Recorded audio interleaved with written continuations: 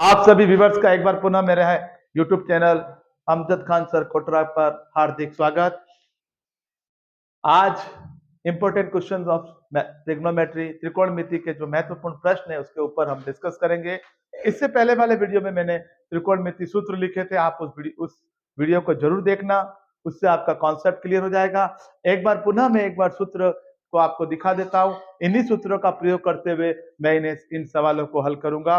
तो एक बार आप पुनः इन त्रिकोणमिति सूत्रों के बारे में देख लीजिए। मैंने आपको इस कल के वीडियो में बताया था कि हम एक समकोण त्रिभुज को लेते हैं और इस समकोण त्रिभुज के अंदर तीन भुजाएं हैं जिनको हम आधार, कर्ण और लंब के नाम से जानते हैं। ये जो समकोण त्रिभुज है उस समकोण त्रिभुज में तीन भुजा होती है। जो थीटा से जुड़ी हुई होती है वो आधार होती है, थीटा के सामने लंब होता है और 90 डिग्री के सामने कर्ण होता है जो त्रिभुज की सबसे बड़ी भुजा है। इसी तरह हमने कल पाइथागोरस प्रमेय भी बताई थी और पाइथागोरस प्रमेय के लिए मैंने कहा था कि कर्ण का स्क्वायर बराबर आधार का स्क्वायर प्लस लंब स्क्वायर की सहायता से हम किसी भी त्रिभुज की तीसरी भुजा निकाल सकते हैं। पाइथागोरस प्रमेय भी मैंने कल के वीडियो में बता दी थी, तीनों सूत्र बता दिए थे। तो कर्ण का स्क्वायर बराबर आधार का स्क्वायर प्लस लंब का स्क्वायर, ये पाइथागोरस प्रमेय होती है। जब कभी भी त्रिभुज की दो भुजाएं दे रखी है और तीसरी भुजा निकालनी है तो हम पाइथागोरस थ्योरम की सहायता से निकाल सकते हैं। साइन थीटा का मान हमने निकाला था कल, लंब बटे कर्ण, कोस थीटा का आधार बटे कर्ण, टेन थीटा का लंब बटे आधार। इसी तरह कोसेक थीटा का कर्ण बटे लंब, सेक थीटा का कर्ण बटे आधार और कोट थीटा का आधार बटे लंब। ध्यान रहे कि कोसेक थीटा और साइन थीटा का जब मल्टीप्लाई करता है किया जाता है तो एक आता है, कोस थीटा और सेक थीटा का मल्टीप्लाई किया जाता है तब भी एक आता है, और टेन थीटा और कोट थीटा का मल्टीप्लाई किया जाता है तब भी एक आता है। टेन थीटा की अन्य वैल्यू हमने बताई थी साइन थीटा बटे कॉस थीटा, और कोट थीटा को हमने लिखा था इसी का vice versa cos theta upon sine theta. Sine square theta plus cos square theta, ये आइडेंटिटीज बताई थी मैंने, 3, 6, 7, 8 नंबर की जो आइडेंटिटीज है वो त्रिकोणमिति सर्व समीका है। Sine square theta plus cos square theta बराबर 1 होता है, 1 प्लस टेन स्क्वायर थीटा बराबर सेक स्क्वायर थीटा होता है और 1 प्लस कोट स्क्वायर थीटा बराबर कोसेक स्क्वायर होता है। हमने 1 प्लस टेन स्क्वायर थीटा में टेन स्क्वायर का पक्षांतरण किया था सेक स्क्वायर की तरफ, तो हमारे पास आया था sec square minus tan square और इधर लेफ्ट हैंड साइड में बचा था एक, तो एक नया फार्मूला बन जाता है इससे, sec square theta minus tan square theta बराबर 1। इसी तरह हमने लिखा था 1 प्लस कोट स्क्वायर थीटा बराबर कोसेक स्क्वायर थीटा। हमने यहाँ कोट स्क्वायर थीटा का पक्षांतरण करा कोसेक स्क्वायर की तरफ, तो हमारे पास प्राप्त हुआ cosec square theta minus cot square theta बराबर cot square theta minus cosec square theta. ये मैंने लिखा cot square theta minus cosec square theta बराबर 1। इसी तरह हमने त्रिकोणमिति अनुपात के बारे में इनके मानों की टेबल बनाई, उसमें हमने लिखा sine cos tan cot sec और इधर 0, 30, 45, 60, 90, इस तरह हमने सारणी बनाई। इस सारणी की सहायता से हम कोस 45 का मान 1/√2, टेन 60 का मान √3, इसी तरह सेक 90 का मान इनफाइनाइट, इस तरह हम प्राप्त कर सकते हैं। आइए हम इन पर आधारित सवालों को हल करते हैं। प्रश्न नंबर 1 है, समकोण त्रिभुज में टेन थीटा की भुजाओं का अनुपात बताइए। आप ध्यान से देखिए, समकोण त्रिभुज ये रहा हमारा और इसमें भुजाओं का अनुपात बताना, यानी इसमें टेन थीटा कहां पर आ रहा है, उसमें भुजाओं का अनुपात आप देख सकते हैं कि टेन थीटा का मान आएगा साइन थीटा बटे कॉस थीटा। और इसी तरह समकोण त्रिभुज में यहाँ पर देखिए टेन थीटा में ये भुजाएं हैं यहाँ पर लंब बटे आधार, तो हमें इस प्रश्न का इस सूत्र का प्रयोग करना है, टेन थीटा बराबर लंब बटे आधार। तो हमारा आंसर होगा टेन थीटा में भुजा का अनुपात क्या है, तो हमें लिखना है टेन थीटा बराबर लंब बटे आधार। यह अपना उत्तर होगा, टेन थीटा बराबर लंब बटे आधार। इस प्रश्न का उत्तर जो मैंने लिखा है वो है टेन थीटा बराबर लंब बटे आधार, यानी कि टेन थीटा का मान लंब बटे आधार होगा। तो भुजाओं के अनुपात में, हम भुजाओं के अनुपात में लाल कक्का से भी पता लग रहा है कि लंब ऊपर है टेन में और ए नीचे, तो इससे भी पता लग रहा है कि टेन थीटा बराबर लंब बटे आधार होगा। तो पहला उत्तर आपके सामने आ चुका है, टेन थीटा का मान भुजाओं के अनुपात में लंब बटे आधार होगा। इसी आधार पर वो अन्य प्रश्न भी पूछ सकता है, जैसे हमें कह देवे कि सेक थीटा का भुजाओं का अनुपात बताओ, तब आपको बताना है कर्ण बटे आधार। अगर यही प्रश्न पूछे साइन थीटा की भुजाओं का अनुपात बताओ, तब आपको लिखना है लंब बटे कर्ण। इस तरह आप भुजाओं के अनुपात, यहां पर देखिए भुजाओं का अनुपात इससे निकालना है, और जब अपन इधर आएंगे तब अपन इस प्रश्न को उस सूत्रों की सहायता से अपन हल कर सकते हैं। तो याद रहे, इन सूत्रों को आपको लिखना भी है, समझना भी है और याद भी करना है। अब आप देखिए दूसरा प्रश्न, त्रिभुज एबीसी में कोण 20 समकोण है तथा साइन ए का मान 4/5 है, तो आधार बताना है। ध्यान से देखिए इस प्रश्न को। कोण बी का मान समकोण है और साइन ए का मान 4/5 है। अब आपको ये चीज पता है कि साइन जो होता है वो लंब बटे कर्ण होता है। साइन थीटा का मान या साइन ए का मान लंब बटे कर्ण होता है। तो पता ये चला कि ये तो लंब है और ये कर्ण है। लंब का मान 4 है और कर्ण का मान 5 है। हमको आधार निकालना है। अब हम सीधा निकाल लेंगे कर्ण के स्क्वायर में से आधार का स्क्वायर घटा देंगे। इसके अंदर हम पाइथागोरस प्रमेय का प्रयोग करेंगे। और पाइथागोरस प्रमेय क्या कहलाती है? मैंने कल बताया था इसका सूत्र, आधार का स्क्वायर बराबर, कल मैंने बताया था आधार का स्क्वायर बराबर लंब का स्क्वायर माइनस आधार का स्क्वायर बराबर कर्ण का स्क्वायर, कर्ण का स्क्वायर माइनस आधार का स्क्वायर, कर्ण का स्क्वायर माइनस लंब का स्क्वायर। आधार का स्क्वायर बराबर कर्ण का स्क्वायर माइनस लंब स्क्वायर। कर्ण यहाँ पे दे रखा है 5, 5 का होल स्क्वायर करना है। लंब की जगह दे रखा है क्योंकि हमको पता है साइन थीटा बराबर लंब बटे कर्ण होता है। तो ये लंब का मान है, ये कर्ण का मान है। तो 5 का स्क्वायर माइनस 4 का स्क्वायर करेंगे तो 25 में से 16 जाएंगे तो 9 बचेंगे। अब ये आधार स्क्वायर बराबर 9 आया तो आधार का मतलब आया √9 और वर्गमूल 9 का मान 3 होता है। तो इसका उत्तर होगा, आधार का मान यहाँ पर 3 प्राप्त होगा। वापस देखिए इस सवाल में मैंने क्या करा। त्रिभुज एबीसी में कोण बी समकोण है। साइन ए का मतलब लंब बटे कर्ण होता है। तो ऐसा त्रिभुज हमें मिल गया जिसका लंब तो है 4 और कर्ण है 5, उसका आधार निकालना है। तो मैंने क्या करा, यहाँ पर देखिए ध्यान से, इस त्रिभुज में लंब बटे कर्ण, लंब का मान है 4 और कर्ण का मान है 5, मुझे आधार निकालना था। तो मैंने क्या करा, पाइथागोरस प्रमेय का इस्तेमाल करा। वो पाइथागोरस प्रमेय क्या कहती है कि अगर आपको 2 भुजाएं प्राप्त है तो तीसरी भुजा आप निकाल सकते हो। मैंने क्या करा, कर्ण का स्क्वायर करके आधार का लंब का स्क्वायर उसमें से घटा दिया। 5 में 5 का गुणा करा 25, 4 में 4 का गुणा करा 16, 25 में से 16 घटा दिए 9 और 9 का वर्गमूल लिया तो 3 आता है। और याद रहे एक पाइथागोरियन ट्रिपलेट भी होता है। अगर ये मल्टीपल चॉइस क्वेश्चन में आ रहा है या रिक्त स्थान में आ रहा है, फिल इन द ब्लैंक्स वाले क्वेश्चन में आ रहा है, तो आप डायरेक्ट इसको याद रख लें कि जो पाइथागोरियन ट्रिपलेट होते हैं वो याद रख लें। 2-3 सवाल, एक होता है 3, 4 तो अगला 5 ही होगा, इसमें ध्यान रहे। अगर एग्जाम में आपको 3 और 4 दे रखा है, यहाँ पर 3 और 4, तो अगला वाला 5 होगा। यहाँ पर 4 और 5 दे रखा है, देखो 4 और 5 दिया हुआ है, तो हमें क्या भरना है, 3, 3, 4, 5। ये पाइथागोरियन ट्रिपलेट होते हैं। यानी अगर ये आधार है, ये लंब है, तो ये कर्ण है, या ये लंब है, ये आधार है, तो ये कर्ण। कर्ण सबसे बड़ी भुजा होती है। अगर परीक्षा में आ जाए 6, 8 तो अगला वाला 10 ही होगा अपना, क्योंकि 6 में 6 का गुणा करेंगे 36, 8 में 8 का करेंगे 64, 36 में 64 जोड़ेंगे 100, 100 का वर्गमूल 10 होता है। इसी तरह 7, 24 और 25 इनका भी जोड़ा होता है। 7, 24 और 25 इनका भी जोड़ा होता है। इसी तरह 5, 12 और 13 इनका भी जोड़ा होता है। 5, 12 और 13। तो याद रहे, अगर परीक्षा में 6 और 8 दे रखा है तो आंसर आपका 10 होगा। ये वही पाइथागोरस थ्योरम से निकाले गए पाइथागोरियन ट्रिपलेट है। इनकी सहायता से ये तीनों भुजाओं के त्रिभुज की तीनों भुजाओं को ऐसे लिखा जाता है। परीक्षा में 7 और 24 आए तो आपको 25 भरना है, ठीक है।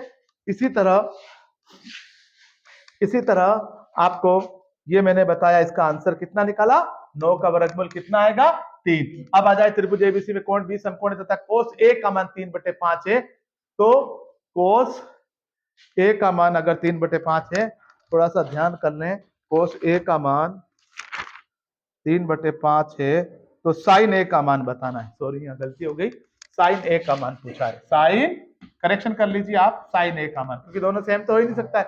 तो ध्यान रहे, वापस ध्यान से देखिए, साइन थीटा का मान क्या होता है, बोलो बेटा, लंब बटे कर्ण। ध्यान से देखो, इधर देखो, ये कितना है, 3, ये आधार है, आधार। क्योंकि कोस में देखो जाकर, कोस में देखो, कोस का सूत्र कहां, ये रहा। कोस थीटा क्या होता है, आधार ऊपर होता है, कर्ण, इसका मतलब ये आधार है।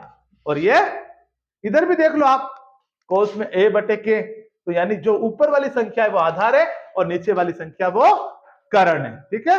अब मुझे बताओ, 3 और 5 दे रखा है, 3 और 5 दे रखा था, तो बचा कौन, अब बचा कौन, 4। तो ये आधार तो है 3, कर्ण है 5, तो लंब कितना होगा, बोलो, 3, 4, 5 का जोड़ा होता है, तो 4, 4 ऊपर आ जाएंगे लंब, और करण कितना है 5। तो इसका आंसर क्या होगा, साइन ए का मान 4/5। 4 कहां से आया भाई, देखो इधर हमको लंब निकालना है ना, तो 5 में 5 का गुणा करना 25, और 3 में 3 का गुणा करना 9। 25 में से 9 गए, 25 में से, अब पहले वाले सवाल में क्या था, 4 और 5 दे रखा था, इस बार क्या करा, ये दे रखा है, आधार दे रखा है 3, और लंब पूछा है, ये पूछा है, ये पूछा है। तो हमने क्या करा, लंब स्क्वायर बराबर 5 का स्क्वायर करा, करण का स्क्वायर माइनस आधार 3 का, आधार का स्क्वायर, करण का स्क्वायर माइनस आधार का स्क्वायर। 25 में से 9 चले गए, 5 में 5 का गुणा, 3 में 3 का गुणा, स्क्वायर का मतलब उसी संख्या में उसी संख्या का गुणा होता है 16, और 16 का वर्गमूल लेते हैं पर स्क्वायर में 16 आ रहा है, तो एल बराबर √16, स्क्वायर रूट ऑफ 16 कितना होता है 4, कितना होता है, तो ये लंब का मान आ गया। पर सूत्र में लंब के नीचे करण भी है, देखो यहां पर साइन थीटा बराबर लंब ऊपर होता है और करण, लंब ये कहलाता है, करण ये कहलाता है। इससे पहले वाले वीडियो में मैंने आपको पूरा क्लियर कर रखा है लंब क्या होता है, करण क्या होता है, तो आप उसको जरूर देखिए तो आपके समझ में आ जाएगा। लंब का मान 4/5, तो यहां पर आंसर होगा 4/5। इसी तरह त्रिभुज एबीसी में कोस ए का मान 12/13 है। अभी मैंने बताया था, एक जोड़ा और बताया था आपको, 5, 12 और 13 बताया था।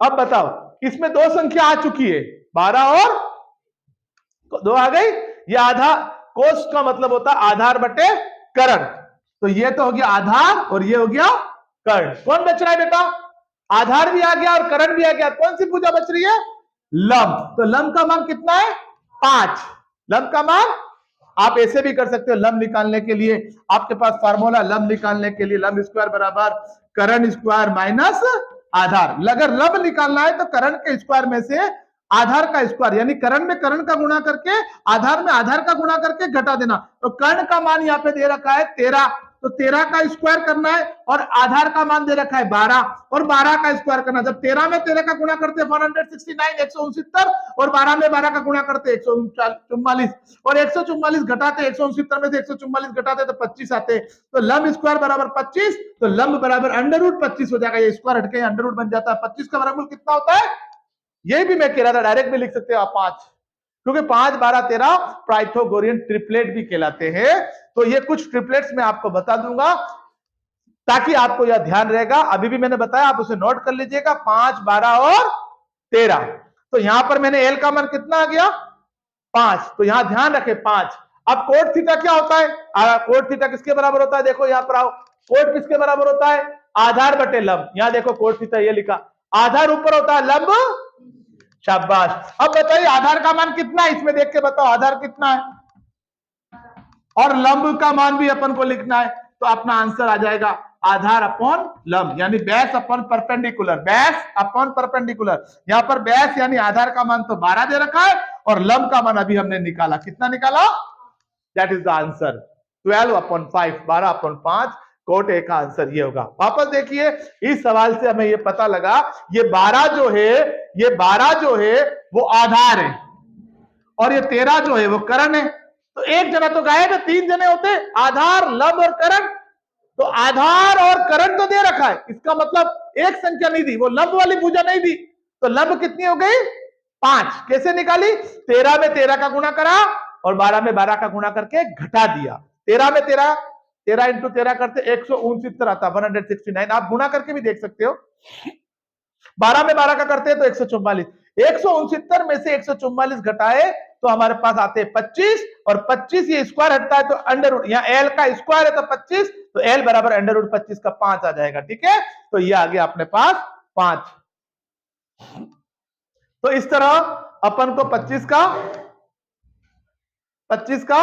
5, तो इस तरह हम ये ध्यान रखें। तो मैं यहां पर सिंपली कहता हूं, अगर एक नंबर का सवाल है तो ये पाइथागोरस प्रमेय का इस्तेमाल करने की जरूरत नहीं, यूज करने की जरूरत नहीं, आप सीधा ही लिख लो कि 12, 5, 12, 13, इसको याद कर लो, 5, 12, इसका मतलब 12, 13 आ गए तो 5 ही बच रहा है, 5, 12 आ गए तो 13 ही बच रहा है, 13 और 5 दे रखे अनुपात में, तो 12 संख्या ही आएगी यहां पर। ओके गाइस, तो अपन के उत्तर आएगा 12/5। कैसे आया वो मैंने आपको बता दिया, आप मेरे वीडियो को पॉज करके देखोगे आपको समझ में आ जाएगा। मैंने यहाँ पर क्या करा, 12/5 कैसे आया, तो मैंने यहाँ पर बता देता हूं इसको कि मैंने क्या करा, मुझे पता है पाइथागोरस ट्रिपलेट होते हैं 5, 12 और 13। चूंकि मेरे को सवाल में दे रखा है 12 दे रखा है, वो मैंने मान लिया आधार, और 13 को मान लिया मैंने करंट। इसका मतलब मेरा जो ये 5 है वो क्या होगा, एल का मान होगा, लंब का मान। तो अब सूत्र में क्या होता है, ऊपर आधार आना चाहिए और नीचे, ये सूत्र मैंने कहां से देखा, ये देखो कोट थीटा बराबर आधार बटे, इधर भी देखो ये कोट, ऊपर आधार है, बटे के बाद लंब है। ये मैंने सूत्र मैंने सब आपको इससे पहले वाले वीडियो में बताया, आप जरूर देखिएगा। तो अब अपना सूत्र क्या होता है, आधार बटे लंब। आधार में 12 लिखना है और लंब की जगह 5 लिखना है। तो आधार तो है 12 और लंब है, क्योंकि आधार ऊपर आ रहा है इसलिए 12 ऊपर आएगा, लंब की वैल्यू नीचे आ रही है तो लंब की जगह 5 लिखना है। अगला सवाल है, यदि किसी त्रिभुज पी क्यू आर में कोण क्यू 90 डिग्री हो तो tan p बराबर 1 है, तो sin p का मान बताओ। इस सवाल को ध्यान से देखें, त्रिभुज कोण क्यू का मान 90 डिग्री। अब मैंने यहां पर एक त्रिभुज बनाया और क्यू को मैंने 90 ले लिया, ये आंसर लिख रहा हूं मैं यहां से, 90 ले लिया। ये हो गया P, ये हो गया Q और ये हो गया R। ये एक समकोण त्रिभुज है, वो खुद कह रहा है Q पे 90 डिग्री लो, मैंने Q पे 90 डिग्री, ये 90 का कोण, P Q R, Q पे 90 डिग्री आ रहा है। तो याद रखो, और tan P का मान बताना, यानी यहां पर ध्यान रखो, ये थीटा है, जहां पर ये P आ रहा है वही थीटा है। इधर देखो tan P का मान थीटा है, तो यहां पर अपन को ये इधर देखो सब tan P, ये जो चीज है ना, ये जहां पर कोण आता है थीटा या P आ रहा है, थीटा की जगह यहां पर P दे दिया इसने, थीटा की जगह P ले लो, तो ये आधार होगा। अब हमेशा आधार ये मानते हो आप, क्योंकि आप थीटा यहां मानते हो, तो जिधर थीटा होगा उधर आधार होगा, ध्यान रखना। अभी इसको आधार नहीं मानेंगे, बाकी यहां तो देखो मैंने इसको आधार लिया है, क्योंकि थीटा यहां पे लिया, इस कोण को मैंने यहां लिया है। अब वो क्या कह रहा है, इसको यहां ले लो, तो मैंने क्या कहा था, जो थीटा को टच करके जाएगी वही आधार होता है। तो ये थीटा को टच करके तो ये जा रही, ये वाली भुजा, ये तो हो ही नहीं सकती, ये तो सबसे बड़ी भुजा कर्ण है, और ये वाली लंब होगी और आधार होगी, थीटा को टच करके जा रही, और ये थीटा के सामने होगी, ये लंब थीटा को टच करके जा रही है वो।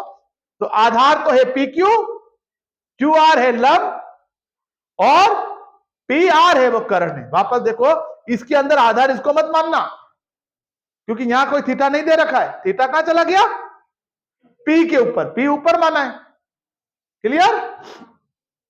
या नीचे भी ले सकते हो आप, पी को यहां ले लो तो यहां हो जाएगा, पर मैंने ऐसे बना दिया अभी हाल फिलहाल। तो अब वो क्या कह रहा है, 90 डिग्री, तो tan p बराबर 1 दे रखा है। tan p का मान कितना दे रखा है, tan p का मान कितना दे रखा है बेटा, 1, ठीक है।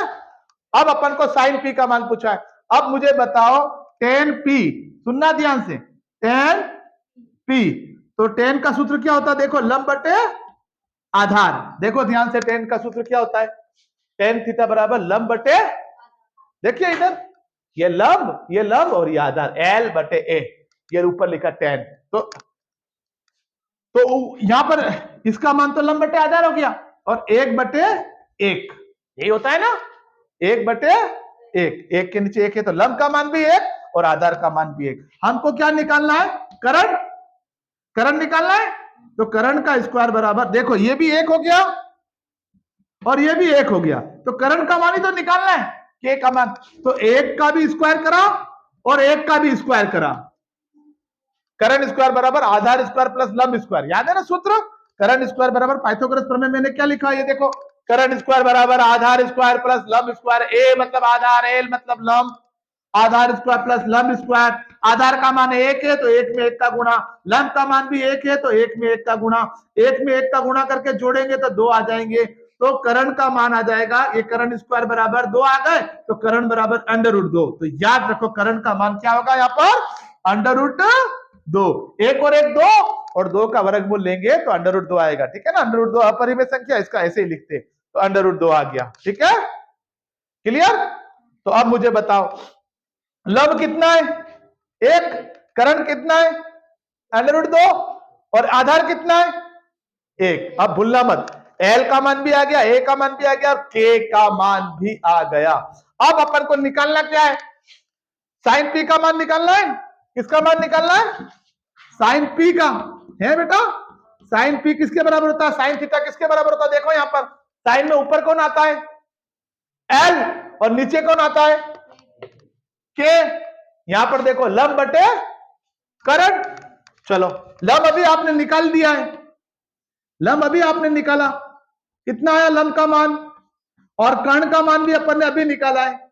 तो ध्यान से देखने पे पता लगता है लंब का मान हमारे पास आ रहा है 1 और कर्ण का मान आ रहा है √2। तो जहां पर लंब आया है उसकी जगह 1 और जहां कर्ण आया है उसकी जगह √2।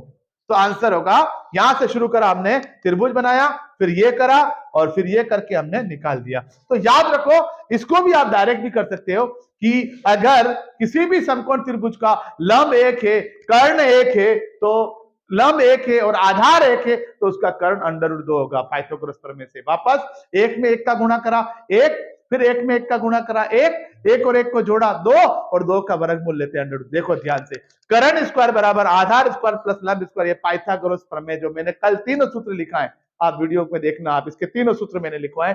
तो कर्ण निकालना है, चूंकि कर्ण निकालना है तो दोनों को जोड़ेंगे, बाकी दोनों में बीच में माइनस आएगा। अगर आधार निकालना है तो माइनस का निशान है, और लंब भी निकालना है तो माइनस का निशान है कर्ण में से, क्योंकि कर्ण सबसे बड़ी भुजा है इसलिए। अब कर्ण स्क्वायर बराबर आधार स्क्वायर प्लस लंब स्क्वायर, आधार का मान भी 1, लंब का मान भी 1, 1 में 1 का गुणा करा 1, 1 में 1 का गुणा करा 1, 1 में 1 को अब जोड़ना, क्योंकि यह जोड़ का निशान है 2, और कर्ण बराबर कर्ण स्क्वायर बराबर 2, तो कर्ण बराबर आ गया यहां पर √2। अब ध्यान से देखना, लंब का मान कितना है, एल का मान 1, ए का मान 1 और के का मान अभी अपन ने निकाला √2। अब ध्यान से देखना, इधर आ जाओ, हमके साइन पी का मान पूछा था हमको, तो साइन थीटा लंब बटे कर्ण होता है, तो साइन पी भी यही होता है, लंब बटे कर्ण। थीटा है, पी है, एक्स है, बस ये ध्यान रखना, अगर ये थीटा नीचे माना, अगर पी नीचे होता तो ये बेस होता, आधार ये होता।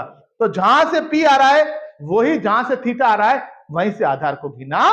अगर वो कहता साइन आर का मान बताओ, अगर ऐसे कहता साइन आर का मान बताओ, तो ये बेस हो जाता आधार, ये लंब हो जाता। और कर्ण, तो कर्ण कभी नहीं बदलता है, आधार और लंब आपस में बदल सकते हैं।